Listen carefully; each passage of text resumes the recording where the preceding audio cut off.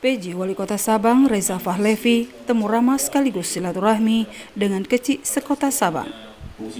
Pengembangan daerah sangat dipengaruhi dan ditentukan oleh faktor masyarakat, terutama daerah wisata seperti Kota Sabang, kata PJ Wali Kota Sabang Reza Fahlevi.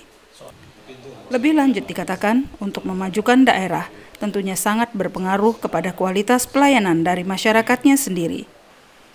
Bagaimana cara masyarakat menyambutnya dengan penuh keramah tamahan itu sangat mempengaruhi. Selain masyarakat, peran dari para kecik dalam hal ini sangat diperlukan.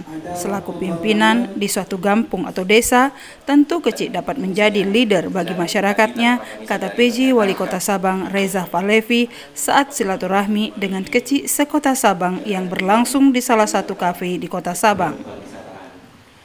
Kecik sangat berperan dalam mengontrol dan menggiring masyarakatnya ke arah yang lebih baik.